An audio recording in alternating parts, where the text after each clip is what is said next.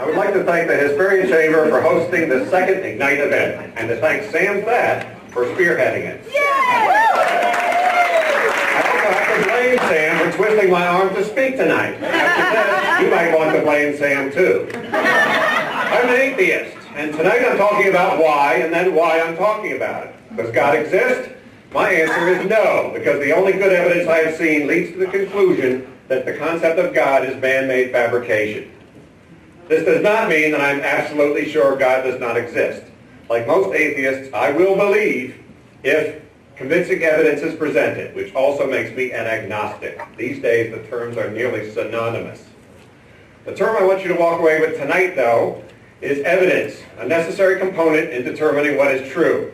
Extraordinary claims need extraordinary evidence, and religious claims are grossly lacking in this area.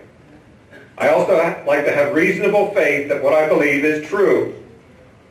Evidence plays a vital part in the process. My lack of belief also extends to supernatural claims, including those made by psychics, palm readers, and ghost hunters. Nothing supernatural has ever been proven. If you have proof, go see James Randi, who offers $1 million to anyone who can show evidence of anything supernatural. In the past 50 years, thousands have tried, none have succeeded. As to religious beliefs, the claim is God exists.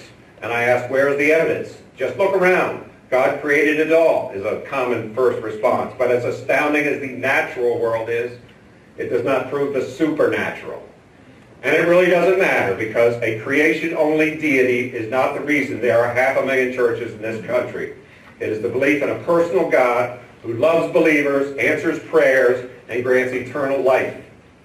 So I ask for evidence for this all-good, all-powerful God, and many people have referred me to the Bible, claiming to be God's perfect word, holy, and a source of morality.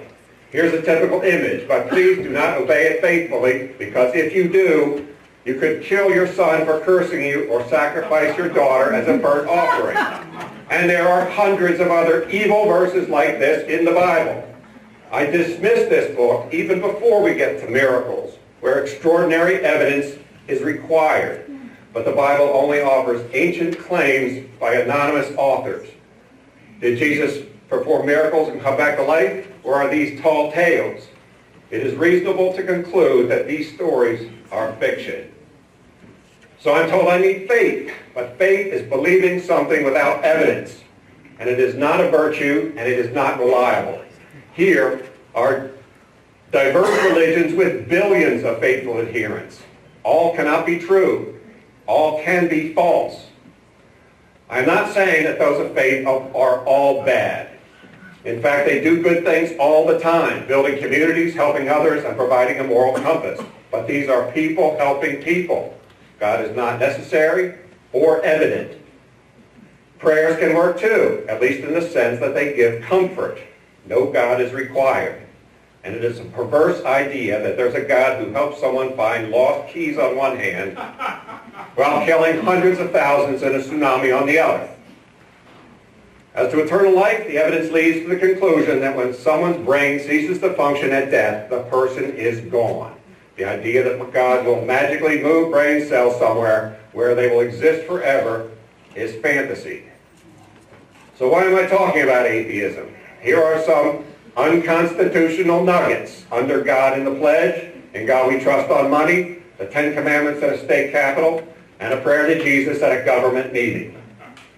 Then there's perverse religious thinking. Threatening children with hell is wrong. Teaching adults that Noah's Ark is a true story is wrong. And telling parents bearing a child that God wanted another little angel in heaven is obscene.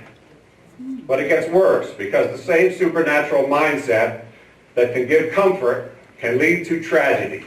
Here are groups of true believers who had absolute religious faith, and because of that, committed mass suicide. I'm closing with 2 messages. First, whatever your beliefs, be honorable, a concept that includes honesty, reliability, and integrity.